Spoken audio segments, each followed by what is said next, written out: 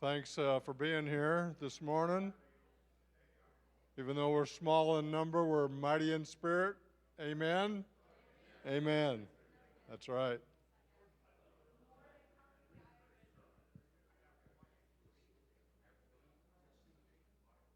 Looks like we've got a beautiful day starting out there, so we'll take that. Let's open with prayer. Father God, we just thank you for the day, the beautiful morning, and we just ask that you would be with us during this time, and that you would just bless the Mission Sunday this morning, and that you would just give the message that Dave wants to give us, that we would have open hearts and minds, and that we would receive that. We just thank you for your love for each one of us. We just thank you for just all you've done for us every day, and most of all for that day that you died there on Calvary and rose again. We just thank you and praise you for that, and we'll ask it in your name. Amen. Okay, we're going to have a little song here, Phil, and then we'll get David introduced. So.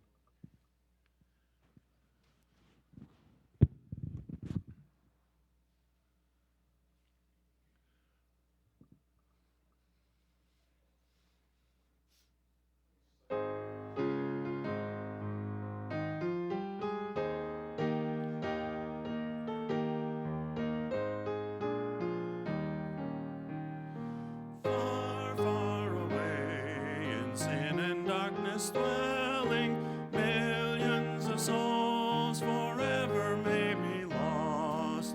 Who then will go? Salvation story telling, looking to Jesus, minding not the cost. All power is given unto me. All power is given unto me.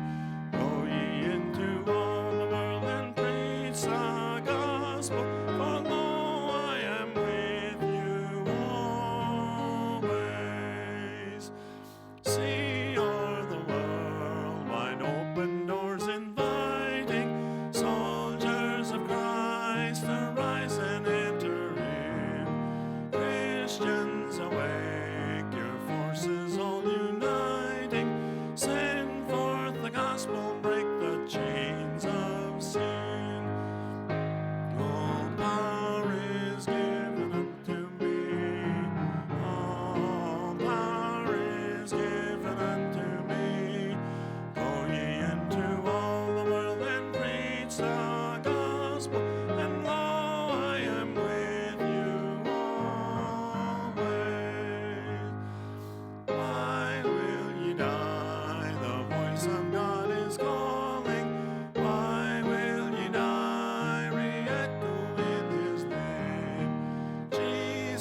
Hath died to save from sin appalling, life and salvation, therefore go proclaim. All power is given unto me. All power is given unto me. Into all the world and preach the gospel, and lo, I am with you always. God's meet the day when those of every nation glory to God triumphantly shall bring. Ransom redeemed, rejoicing in salvation, shout hallelujah, for the Lord is King. All power is given unto me. All power is given unto me. Go ye into all the world and preach the gospel. Lo, I am with you always. You may be seated.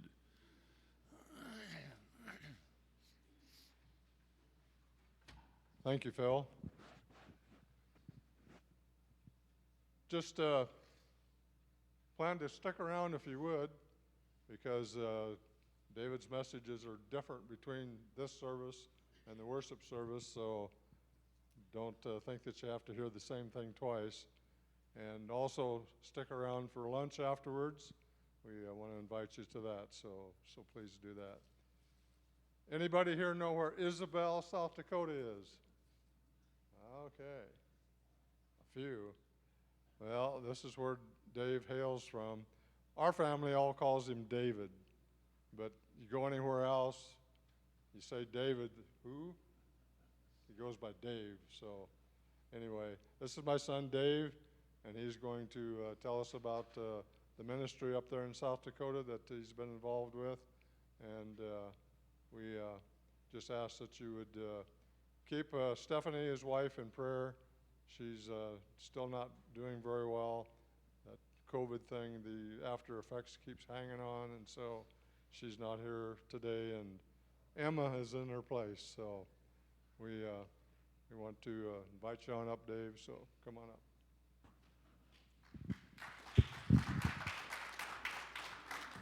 Well, good morning. Good morning. It is so good to be here.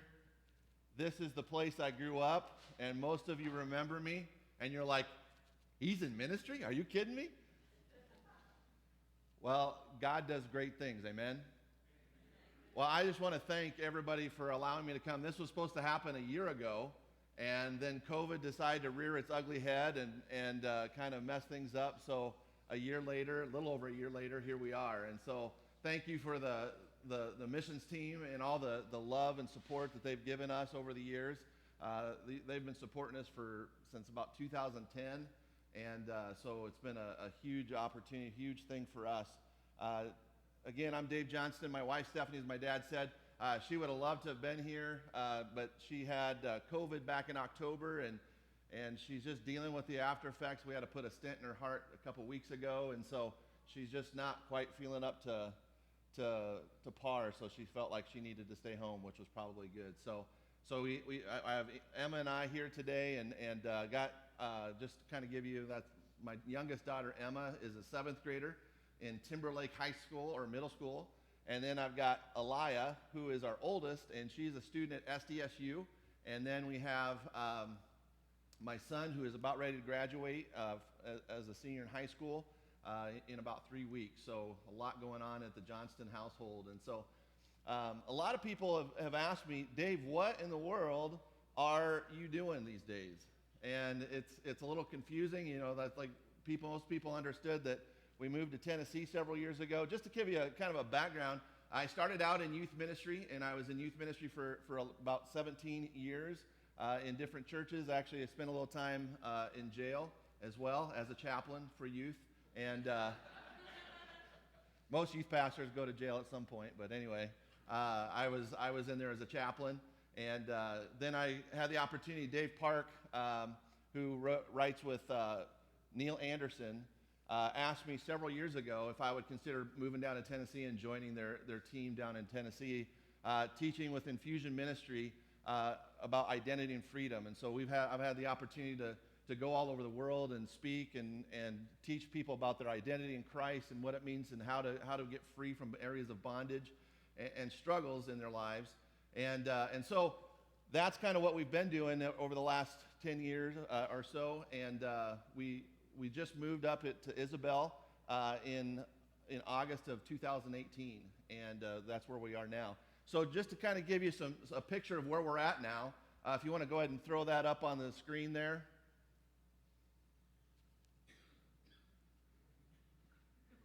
I should have done some kind of a cue. I'm sorry. But this will give you a kind of an idea of where we are, and I'll kind of go into the story more here in a bit. Go ahead and go to the next one there. And this is what we had the opportunity to do is be a part of a retreat center, and I'll give you the story of that here in a minute. But just kind of go through a few of these pictures.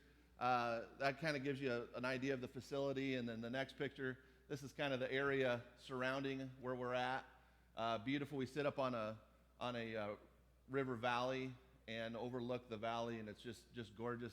Sunrises and sunsets like you can't believe. Just incredible. Just some more pictures of area. It's a working cattle ranch, so we got cattle all around us. That's the inside of the facility that we minister in. And so that leads us to this. That leads us to this. It's called Triple R Ranch now, but when we went there, it was called the Morrow River Sanctuary. Well, going back to when we first started in Tennessee back in 2010, Steph and I were a part of a staff retreat there. And when we were there, we were part of that just as we were beginning the ministry.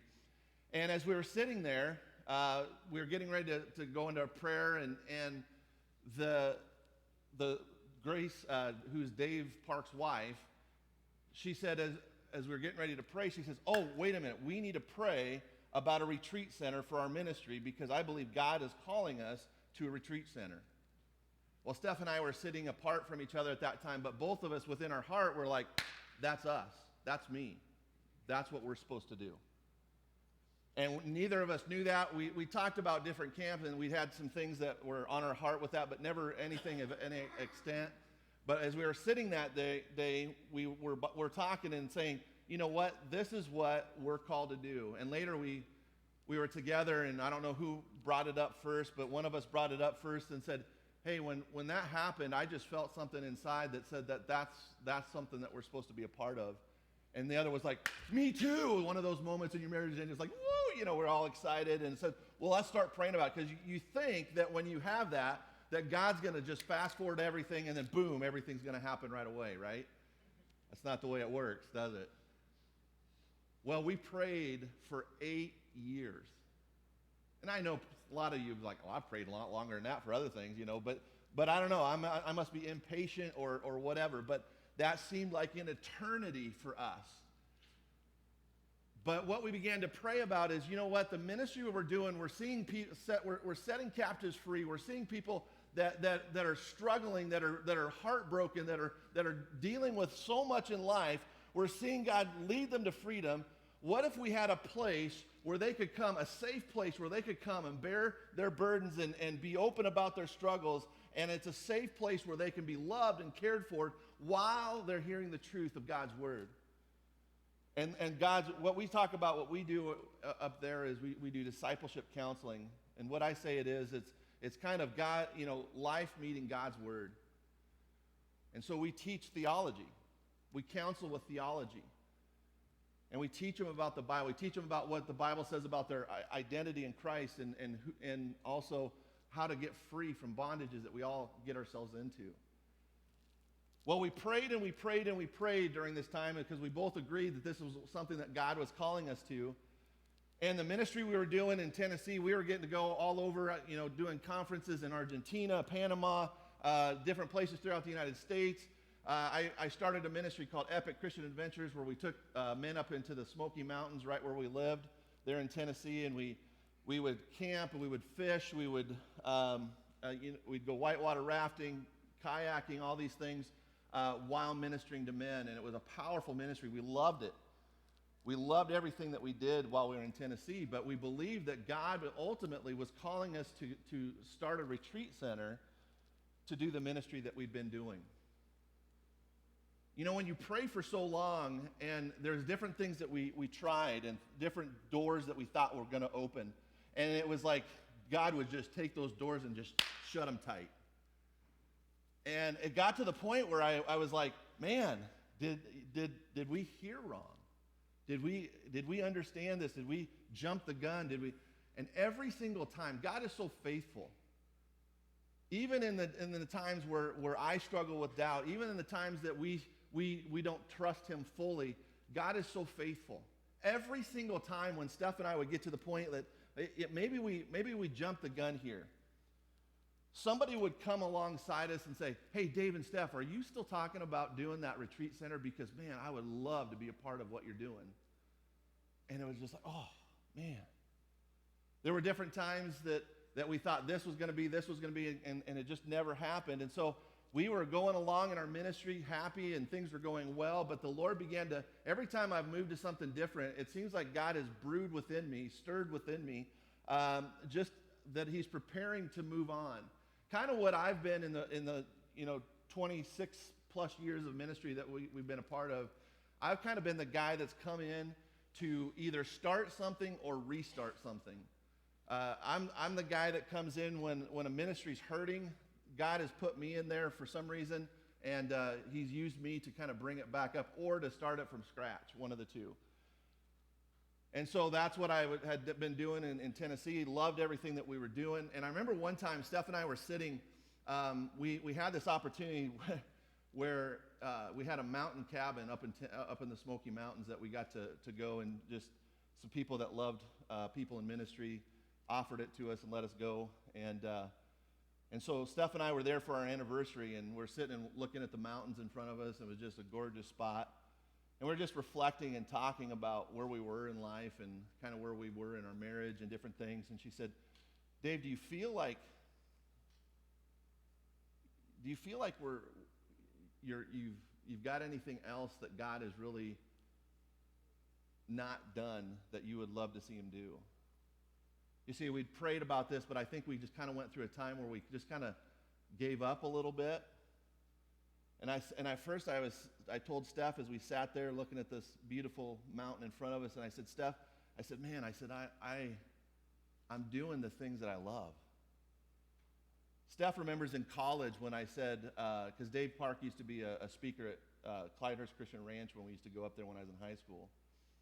And Steph remembers, I don't even remember saying this, but she remembers me saying that, you know, when I was talking about what I wanted to do someday, I said, well, I want to do what Dave Park does. I want to travel and speak. And so, man, I said, I'm here. I'm doing the things that I've longed to do since I was in college. This is incredible. And we sat there for a while, and I thought, and I remembered the retreat center. I said, you know what? There's that. I don't know what God's going to do with that, but it was kind of a moment where we just decided, hey, we need to keep praying about this. We need to remember this and just keep bringing this before the Lord. Well, let me fast forward to 2017. We were in a great time of ministry. Actually, I was just in the middle of planning the next summer and the ministry that we were going to be doing in 2018. Had a group of guys that I was working with, a team of guys that we worked with in the men's ministry there in Infusion, and had a great meeting. And I got into a car and sat down and in my car and got a phone call from a guy I hadn't heard from in years, and took the phone call, and it was a guy named Blake, and Blake said, hey, Dave, just was wondering something. He says, I know this is kind of crazy, but he says, would you ever have a heart for retreat center ministry? I'm like, well, maybe. You know, I was playing coy. I wanted to say, yes! He says, well, up here at the sanctuary, I knew he was on the board of the sanctuary. He says, up here, we've never been able to take the ministry anywhere. It's become basically kind of a glorified hotel, and we really just feel like it's time to sell it. And I'm like, oh yeah, I can imagine. The building and the facility is worth $1.6 million. I'm like, yeah. Dave Johnston doesn't have that kind of money. Maybe other people do, but I don't have that kind of money. And he just said, I said, Blake, that's all great, you know, because he said, well, we're going to sell it, and what we want is somebody in ministry that will come and use this for ministry, and somebody that we can get excited about and get behind. Because they could sell it and be a hunting lodge like that. It's in prime hunting area. And so, but they're like, we don't want to do that. We want to sell it to somebody for ministry. And so I said, well, Blake, that's all well and good, but I can only imagine what that place costs. And we had some places that we looked at that were $1 million, and you know, it's just like, no, God wasn't providing, God wasn't opening that door. He says, well, what we're doing, because we want to find somebody that could come in and do ministry, we're going to sell it for what we owe on it. And so we're going to sell it for $130,000. I know, isn't that crazy? There is no way. I mean, there is a way. If it was $1 million, God has all the money he needs. If he wanted to do it that way, he could have done it that way. But he provided us with 30 acres of land, all the furnishings, and this massive building that I don't even know how big it is. I'm not good with dimensions, so it's huge. You can kind of see. You need to come see it to see it for yourself. But they said, hey, Dave, it's all there if you desire it. So Steph and I remember as I was driving home, and I went to our house, and we loved our home. We loved where we lived. It was all good, and so I kind of presented it to my family like this. I don't know if you've ever done this before.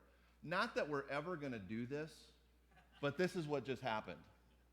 We're never going to go. Well, and it was right before Christmas of 2017, so we kind of said, let's just not talk about it till after Christmas. So Christmas came and went, and it kind of came up again, and we started talking to some people. And I remember and I don't know if you ever had any times like this in your walk with the Lord where I remember walking up to Stephanie, and I said, Steph, remember that whole sanctuary thing? I said, I'm just going to drop it.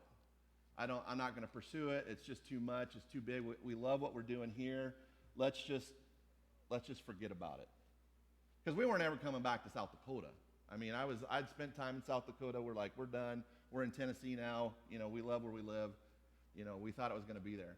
Well, incidentally, I forgot a part. I'm sorry. When we prayed for those 8 years, guess what we prayed for? We prayed that because I had done retreats when I was a pastor in Mitchell, South Dakota. We'd done retreats there. We loved the place. God used that place mightily in our own hearts and our own lives. So as we prayed for those 8 years, we said, Lord, is there a place like the sanctuary that you would open up for us to be able to do ministry? Thinking that it would be somewhere down in Tennessee. We had no thought in our mind ever, not one day, that it would be the sanctuary. And so I told Steph, I said, Stephanie, it's too much, it's too big, I don't want to move our family, we're just going to stay here, it's all well and good, and I went to bed that night. Have you ever had those moments where God wakes you up in the middle of the night to have a conversation? I had one of those moments where God woke me up. See, Steph's the one that usually God wakes her up and gives her all these great revelations, and she prays into them, and it's amazing. She's amazing. She's a prayer warrior. She's one of those weirdos. But anyway, one of those great weirdos. I love my prayer warriors. But I sat there and I laid there that night, and I just felt like God was saying, David, I am asking you to be obedient. Because what I felt in that moment was the enormous responsibility, the enormous weight, the enormous opportunity for failure in that moment that made me say to Steph, let's just forget about it.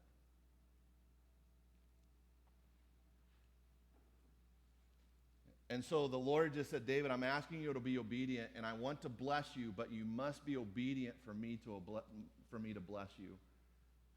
And it was just kind of that feeling like if I said no, I was going to be very disobedient. And so I had to go up to Steph that next morning and said, remember what I just told you just last night? Forget about that, because I feel like we need to at least pursue this. And so we did. We went up there. We flew up there and just spent some time with the people. And as we sat there and we talked to the board that was the current board of the sanctuary, and we shared with them our vision of what we were there to do. There's this Bill, who's this big rancher. It's all ranch country up there. It's all cattle. Very little farming. Mostly it's just all cattle. Cowboys, good, hardened, tough people. One of my favorite people, my favorite types of people in the world are those tough cowboys that have a tender heart. That's Bill. Bill has this tender heart, and as he listened to, as we shared the vision, tears began to come down his face, and he looked to the other board members. He said, guys, this is exactly what we originally intended for this ministry to be, but it never became. And so, long story short, we ended up moving our family from Knoxville, Tennessee. We're still a part of Infusion. We're still part of that ministry. We're still connected with them, but we've branched off, and now we're with. We started what's called Triple R Ranch in the last year. We changed the name from the Sanctuary to Triple R Ranch, and so this is our mission statement. Our mission statement is to Triple R Ranch exists to help others experience rest in Christ through intimacy with Him, to encounter Jesus to restore lives damaged by the devastation of sin, and to engage to help them renew the mind, leading to transformation and the understanding of God's will and the desire to carry it out. That's what we're here for. That's what we're doing. And you can go ahead and go to the rest, next one. There you go. And so, rest, restore, renew. This is something that the Lord gave us, just as far as what we felt like God was calling us to do. And rest, restore, renew was what it came to. You see, God began to teach me what this idea of rest was. In fact, when we moved to Tennessee, do you ever have times where people pray over you and they pray the same things and you hear things and it's just like wherever you go, the same message is being spoken? Well, that was what was going on for years when we lived in Tennessee, was the idea of rest. Whenever somebody would pray over it, Dave, I just feel like I'm supposed to say rest over you. It got to the point where I just start laughing. The people praying for me wouldn't even know why I was laughing. They thought I was probably laughing at them. But I just start laughing. Okay, Lord, I get it. I get the message that you're speaking rest into my life. And so I had to learn what it meant to rest. It says, come to me all who are weary and heavy laden, and I'll give you rest. You see, what rest is, it's not about, kicking off your shoes and putting on your pajamas and binge watching Netflix. That's not what really rest is. The rest that Jesus is talking about and what he is pursuing with us is his presence and intimacy with him. And so the first thing that we want people to do when they come is when they if they're coming from a city or from the country or wherever they're coming from, everybody has burdens. Everybody has things that they're going a million miles an hour. Most people feel like that life is just right there in front of them, and they're striving to try to get what they're looking for, but they just can't get it. And so what we do is we bring them in and we teach them how to rest in the Lord. We teach them how to pursue intimacy with Jesus. Because as they begin to experience that presence and that intimacy with Jesus, their heart begins to open up. They begin the dust begins to settle. Things that were murky become clear. And that leads us to the next, rest, restore. Restore is encounter Jesus to be restored, to restore lives damaged by the devastation of sin. So that's where we teach identity and freedom. We teach them, what does God say about you? Forget about what the world says about you, what you say about yourself, what the enemy says about you. What does God say about you? What has been accomplished in your life through the death and resurrection of Jesus Christ? What has happened biblically to you? And we begin to speak to them about what that is and what that looks like. I remember I sat with there was a couple that just came to us in January. And it was right after Christmas. And usually we always kind of hold off and we don't do a lot during Christmas. It's kind of a break for us. But these are ranchers from out of state.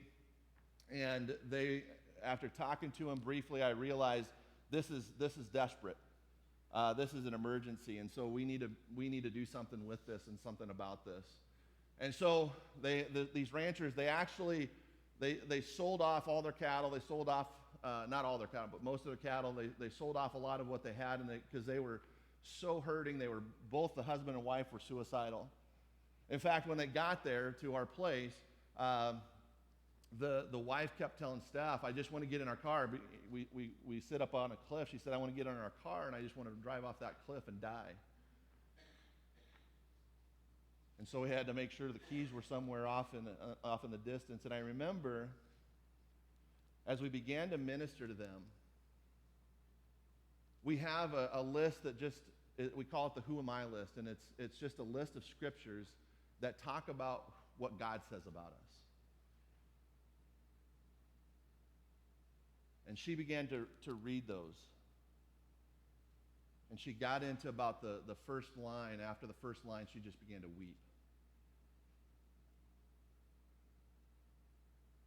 Because she believed that she was completely worthless, completely unacceptable to God.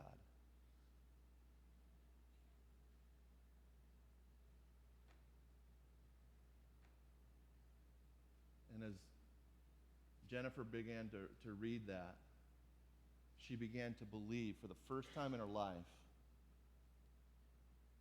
what God said about her as opposed to what was going on in her head. And her husband, Jesse, he began to step into his role as husband and father.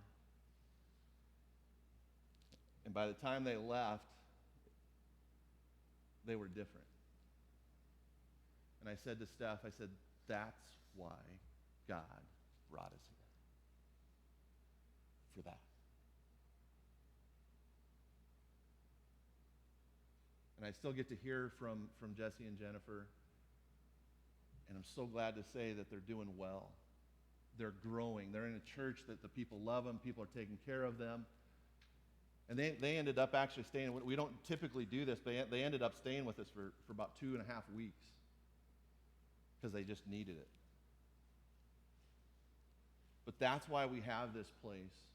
It's not for vacation. It's not for, hey, to go sightseeing. It's about coming into relationship with Jesus Christ.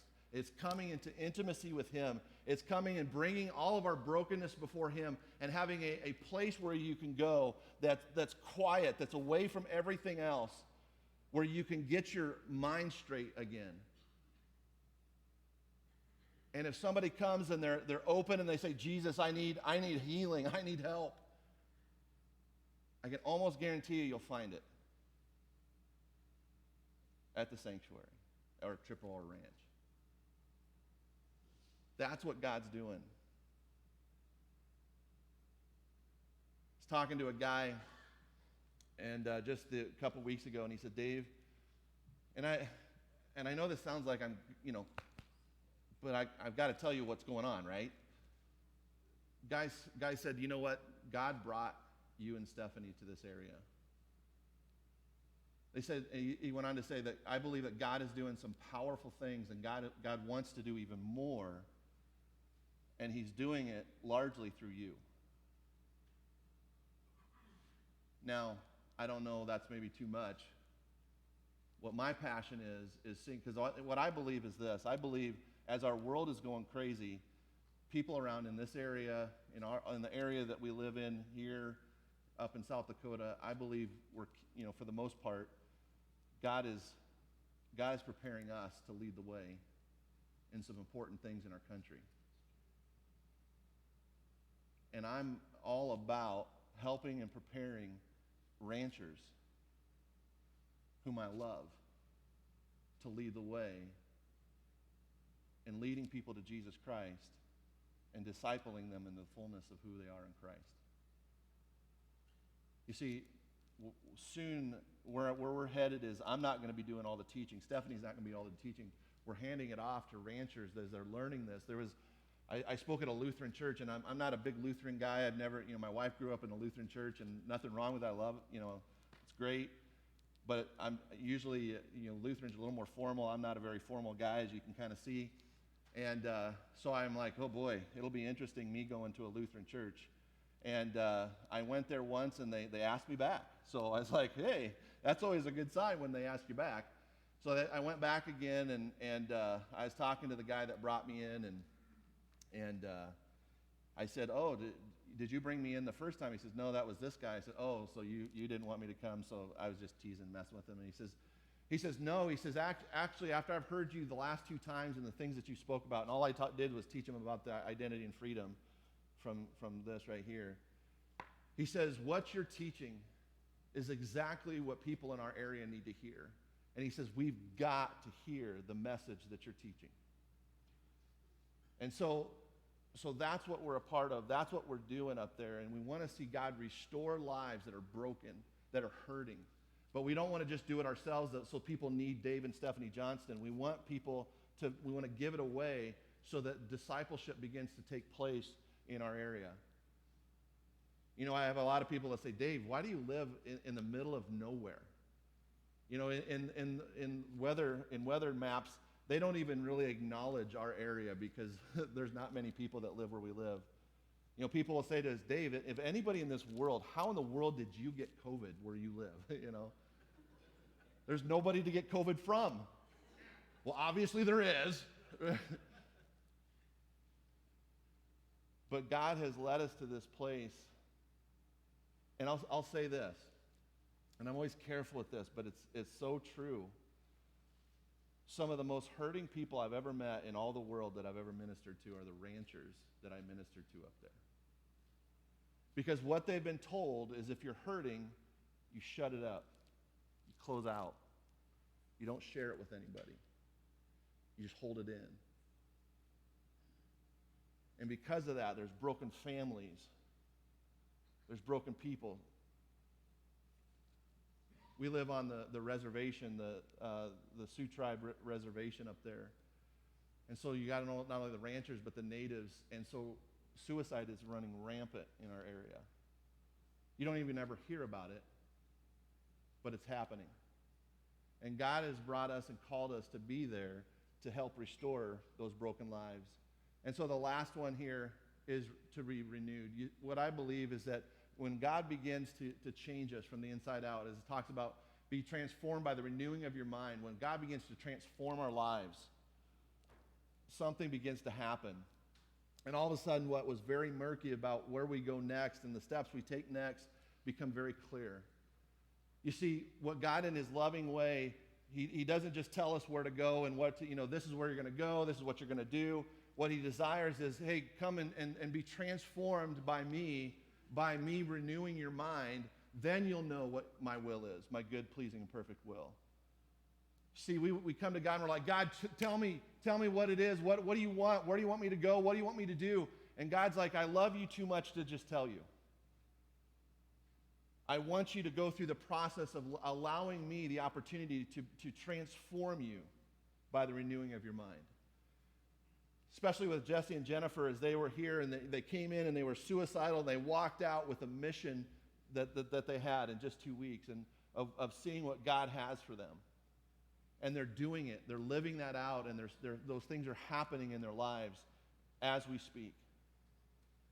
And so that's the desire. That's what we want to do. And so go ahead and go to the next one there. So what do? We ended up not really doing this on purpose. We didn't come in necessarily with this in our mind, but a lot of what we've done, with our ministry deals with marriage. And, especially with COVID coming in, South Dakota was the freest state when during COVID, we didn't have any shutdowns, anything like that going on at any point. But we lived on, like I said, on the reservation, and they blocked our reservation off with roadblocks, not letting people in because of fear of COVID. And so those actually just came down about a month ago. They started right when COVID started. And so that really impacted our ability to bring in groups and different things like that. So a lot of the ministry that we did became small, or we had to go somewhere else to do the ministry.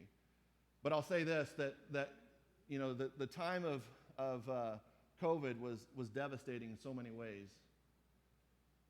But what we saw was our most potent ministry that we've done ever has been in the last year.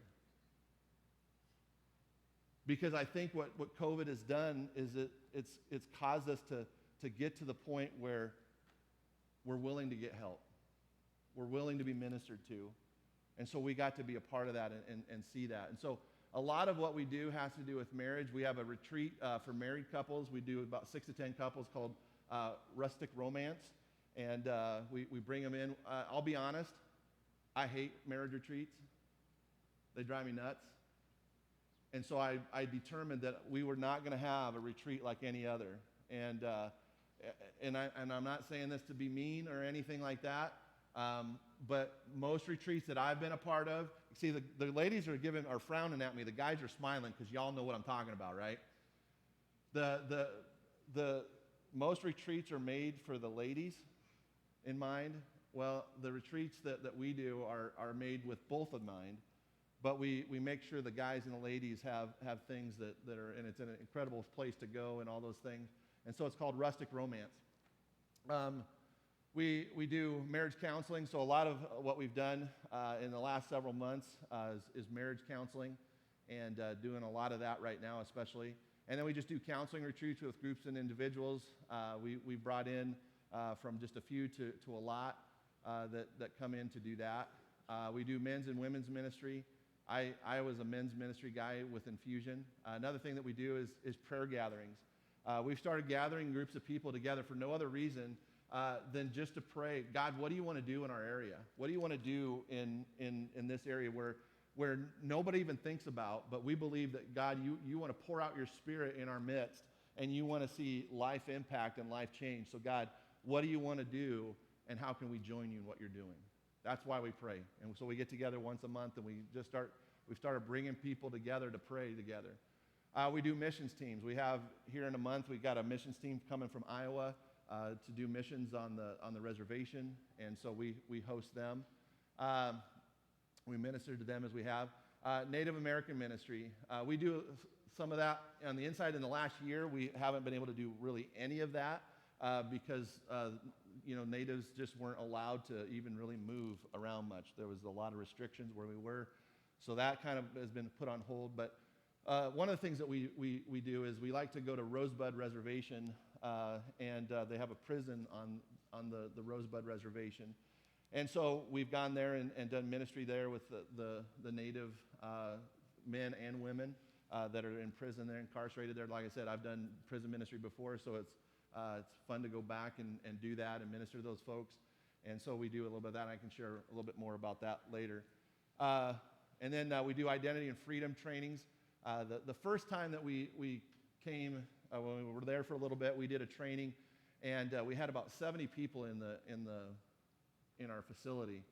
And Steph and I realized that is not what we're called to be. One of the things that we really felt like, because we're like, we could do that when we were in Tennessee where we had large groups. We ministered to hundreds and even thousands at times. That's not what we're called to do here. What we're called to do here is we're called to minister to small groups of people at a time, because we want to have an intimate environment. See, when it was, 70 is not a lot of people, but it was enough people that half the people we didn't even get to talk to. So we decided, we need to do these trainings with smaller groups. So getting ready to do some with some pastors and just, a group of a handful, 5 to 10 pastors that'll come and go through the training, identity and freedom training that we'll be doing. And then we do a lot of ministry outside the ranch. I do a lot of speaking engagements. I speak at camps and speak at schools, churches, quite a bit, so do a lot with that. And just ministering to a lot of the ranchers, the natives, just one-on-one contact and just being with them and just ministering to them. I have been on cattle drives. If anybody knows me, that will be a surprise to you. I've been on the horse doing the cattle drive. I've helped AI cows. I've helped doing all these things that I never thought I would be doing in a million years.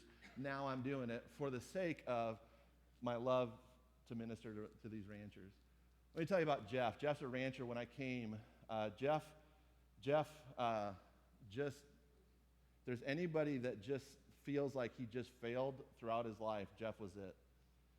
And so right when we came, I began to minister to Jeff and love Jeff. And as we went, and there was times that I would see a little bit of progress with Jeff, and then he would kind of go back again. He knows the word like better than I do. He's a whiz. It's incredible to hear him with God's word. But he just believed he was a failure, and that's all he was ever going to be. And as we began to talk to him, and during this time, his wife ended up with cancer. And last June 1st of last year, she passed away, and I was like, oh man, this is going to be tough. But as we went on, and as we began to continue to minister to Jeff, what we've seen is actually God has used that whole experience, and we're seeing a freedom in him we've never seen before. All those thoughts that he had have begun to go away. He's beginning to understand who he is in Christ. He's beginning to walk in the fullness of who he is in Jesus. And it's incredible to watch. He's now getting ready to go out and do ministry. as God is healing his heart and all these different things. And so we love the ranchers around us, and we minister to them quite often. And then, of course, the prison ministry that we do and we'll be a part of, and just on the reservation, off the reservation, those kind of things. Go ahead and go to the next one. So who should come to the Triple R Ranch? Well, everyone should come. It's an incredible place. Not only is it beautiful, and not only is the area beautiful that we set in, but it's an incredible place where God's Spirit just dwells, and it's just an amazing place to encounter Jesus. And so, groups, individuals, ministry leaders, families, we have a heart for families. We had a family that came from down here in Nebraska, Lincoln, Omaha area, and they were going through a divorce, and right like the day before 4th of July of that year, their house burnt down. They're doing fireworks, and some got into their wood pile, burnt their house down. They were devastated.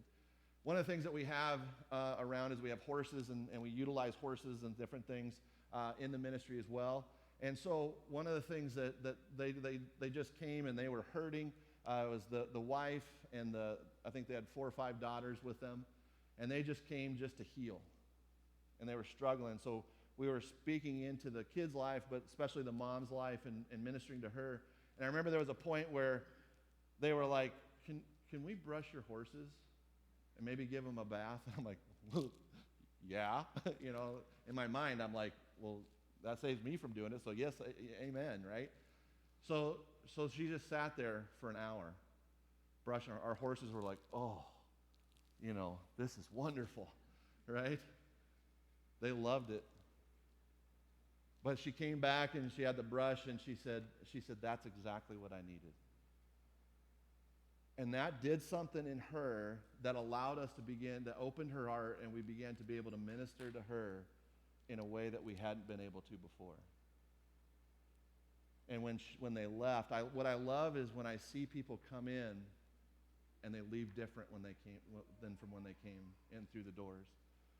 That's what we're about. That's what we're seeing and wanting God to do. Go to the next one here. So where do we go from here? One of the things that we live in the basement of this facility right now, and after 2.5 years, we're ready for a home of our own. And we were there. We were about to go there, but COVID for as far as our ministry, again, what happened with us is because of the roadblocks that were put on the reservation, we couldn't have groups come in, and so a lot of our ministry that way went away for the last year. So did the opportunities for us to, as far as a home, we were right there. Staff and staff housing, that's, as we go on, we desire to have staff join us, and to have staff housing for them because of where we live. We want to be able to house them right there on the property. Purchase of additional land for the ministry. We have 30 acres, but there's an area north of us where we'd like to eventually put barns and different things to be able to utilize horses, because that's part of our vision, is using horses and especially where we are and all the expertise that people have up there of using that in the process of us ministering to people. And so individual cabins, we have this huge facility, but a lot of times it's not practical when you have just a small group of folks. So we'd like to see some individual cabins come in. We'd like a counseling center. One of the things that when we have multiple people come in, let's say for a marriage retreat, what we've got to do now, because I don't know if you saw in there, you'll see in the video during the church service, it's wide open. There's not a lot of rooms outside of the bedrooms, and so we don't want to counsel in there. So what we've had to do is we have to we minister to each couple at a time for about an hour during that time. And so right now what we're having to do is send people, either go outside or go to your room, and while we minister to them, because it's one of those things like in here, you can hear and talking from anywhere.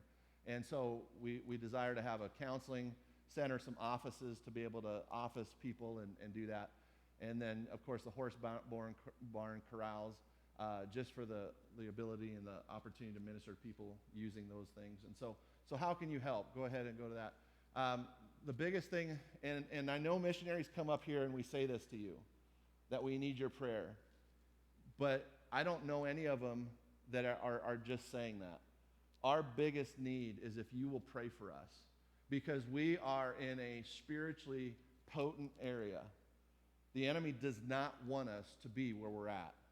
He hates what we're doing. And we experience spiritual warfare like we've never seen it in our lives. And so the thing that God has just put over, and Steph and I in our minds is that we need prayer warriors. We need people that will commit to praying for us. As we minister to people, as we see captives set free, we need people praying over us. And so what we'd love to do is have you on a list that we can send and just, even quick prayers. Hey, we've got a retreat coming up this weekend. Would you pray for us? Here's some specifics maybe to pray over. We need prayer warriors. So if you're a prayer warrior, we would love to have you be a part of the ministry.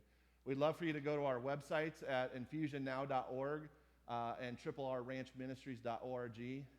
Again, we're a partnership of both ministries. And then financial support. We've lost some financial support this last year, and we've lost a lot of because of people come. What our heart is we don't charge per se. We either when people come in, it's either at no cost or low cost. And people giving is what makes us so that we can do that. We're not here to make money. We're here to minister to people. And so if you would help us with that, and if you would have a heart for that, pays dividend for people like Jesse and Jennifer to minister to them, to see them set free in the Lord. Going from a suicidal state to where they are now is incredible. So if God would lead you to any of those areas to pray and to give. But last but not least, we'd encourage you to come. Whether it's men's ministry, women's ministry, individuals, if your marriage and you would like some counseling. A lot of times people say, my marriage is not so bad that, we don't need counseling. What we say is, don't wait till it gets bad before you get some direction and get some help. And so we love to have people come in that are just need a tune-up, need to just be encouraged in the Lord, and we offer and do that with them in that as well. So anyway, I don't know if there's a few minutes for any questions from anybody. I know we've got some question time later, don't we, Dad? After lunch. Where are the closest out of the hills and the canyons, mountains beautiful? Are the closest like a general store, that kind of somewhere? Yeah, we got a grocery store about 12 miles away. Yeah, it's a reservation grocery store, and then we have another one that's a non-reservation one, but that's about 30 miles away. So if you would have told me, because my wife grew up in Omaha, if you would have told me that I was going to get that city girl to live in the middle of nowhere 5 years ago, I would have thought you were crazy, but here she is.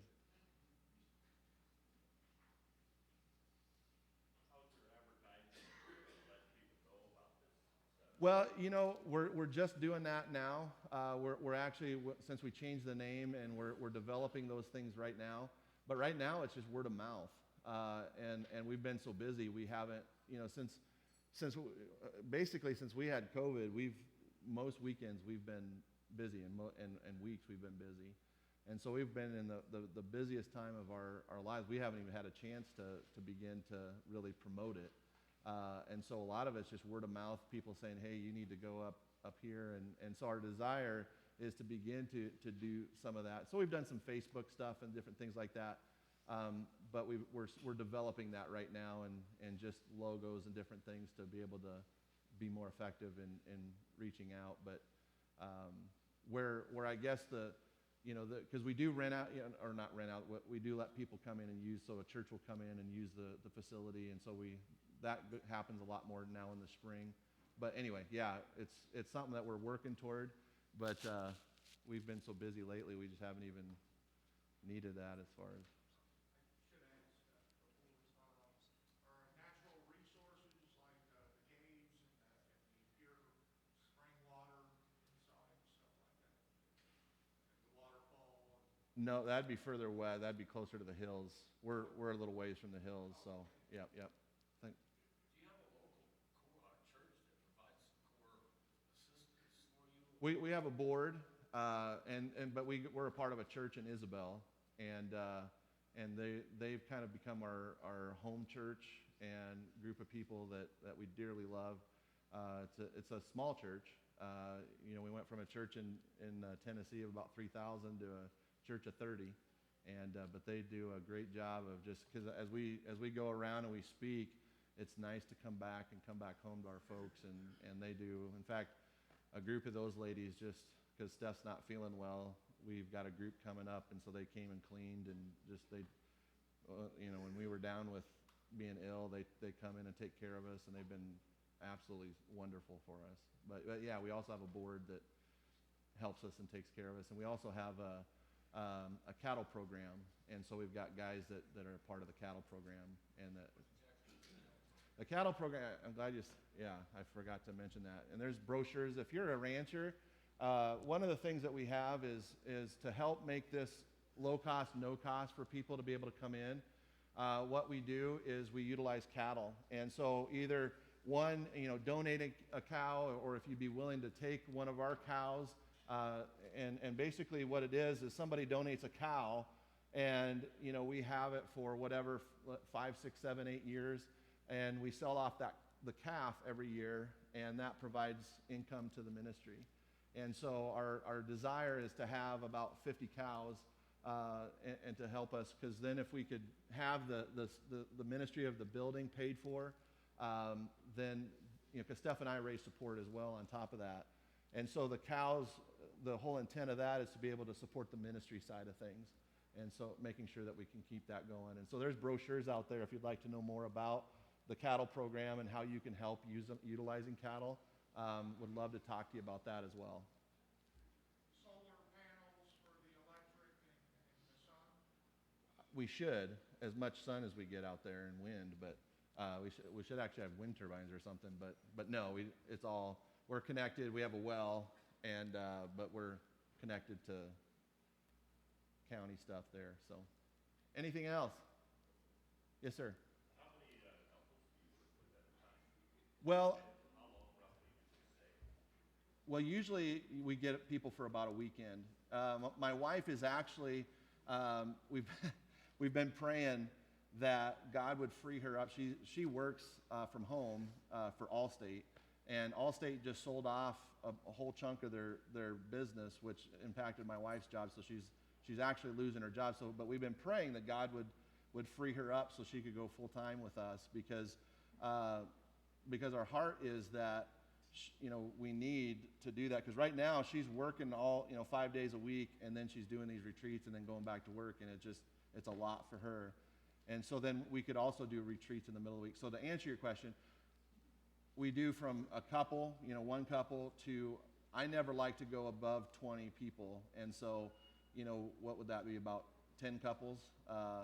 But I actually like to keep it about 4 or 5 couples, because then we can have more time with the couples. Because if you're just sitting here listening, there's benefit to that. But what we really see is it's the one-on-one opportunities that really have an impact on couples and people. And so that's what we strive for, is we keep it as small as we can. To kind of tell you, we don't go big. Your original ministry, is the facility paid off? Not yet. We got it for 100 and ended up 125 is what we ended up with. So that figure was wrong. And so we're under 100,000. I can't remember exactly where we're off, but we're about ready to make another payment. So I'll get us about 75,000. So we're wanting to get to that point as quickly as we can, so it's all paid off, because then we won't have any debt whatsoever. So that's our heart. A lot of, if the signal, the Wi-Fi and that fades, a lot of handwritten correspondence, or is the signal pretty good? We have, because we're on the reservation, we have amazing internet. It's amazing. They used to not have internet. I miss those days, because everybody comes and the first thing they say is, "Hey Dave, what's your Wi-Fi?" And I'm like, "I'm not giving it to you. So you're here to have a retreat with the Lord, and I don't want you distracted by your phones." So, anybody else? All right, Dad, you want to pray, or you want me to close? We'll Oh. just skip the song. Okay. Okay. Okay, I'll pray. Father, we thank you so much for this opportunity. Lord, I just pray that you would continue to use this church. Father, as I look back and I think back how many people in ministry this church has turned out over the years, it's mind-boggling. So, Lord, I thank you for this place. I thank you for the legacy that Faith Community Church is taken for a kid that had a speech impediment, sat in special ed classes all of his life. Father, to use a guy like me, Lord, is incredible. But Lord, I thank you for what you instilled in me through family, through this body, and how you've taught us. And so, Lord, we give you thanks for all that you've done, because great and mighty are your works. In Jesus' name, amen.